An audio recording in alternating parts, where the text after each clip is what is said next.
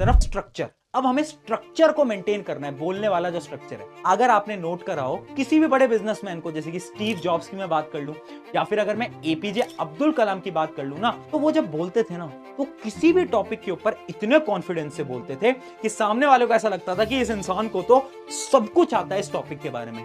जबकि रियलिटी में अगर उनको उसके बारे में नहीं भी आता होगा ना, तो स्ट्रक्चर ऐसे बनाते थे कि सामने वाले को यही लगता था कि हाँ, इस इंसान को पूरा आता है। अब अगर आपको ऐसा ही स्ट्रक्चर बनाना है ना, तो आपको दो सिंपल स्टेप्स को फॉलो करना पड़ेगा। सबसे पहला स्टेप है डोंट ओवर एक्सप्लेन।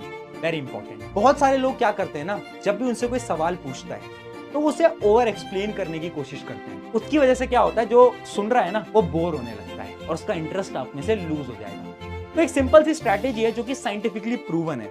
2019 के अंदर रिसर्च करी गई थी और एक स्ट्रैटेजी निकाली जिसका नाम है PRE स्ट्रैटेजी। P का मतलब क्या है?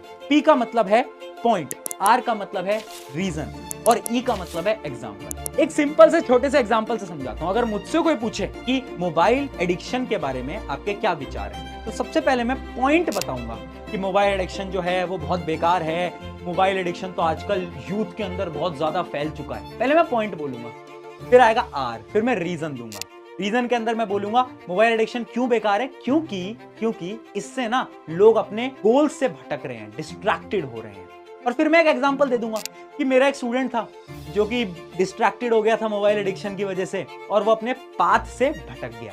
यानी अगर आपसे कोई भी सवाल पूछ रहा, कोई भी सवाल हो इस दुनिया का, PRE, अगर आपने इस स्ट्रैटेजी को फॉलो करा ना, तो सामने वाले को ऐसा तो पक्का लगने वाला है कि आपको नॉलेज है उस सब्जेक्ट के बारे में। ये था स्टेप नंबर 1। फिर आता है step number 2, start strong and strong. समझाता हूं।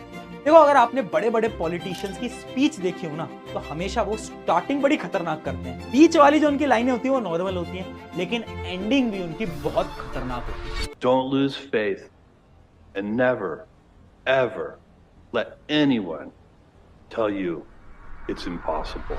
एक एग्जांपल मैं आपको देता हूं।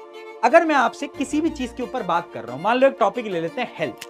अगर मैं हेल्थ के ऊपर आपसे बात कर रहा हूं तो मैं कैसे करूंगा? मैं स्टार्ट बड़ी खतरनाक करूंगा कि health is very important in your life. मैं एक बड़ी भारी स्टेटमेंट शुरू में बोलूंगा, फिर बीच में मैं आपको इंफॉर्मेशन दूंगा और मैं जो एंडिंग करूंगा ना वो भी बहुत खतरनाक करूंगा। So this is why you should maintain your good health. यानी स्टार्टिंग और एंडिंग बहुत अच्छी होनी चाहिए। तो इन दो स्टेप्स की मदद से आप इजीली अपने स्ट्रक्चर पे काम कर सकते हो। और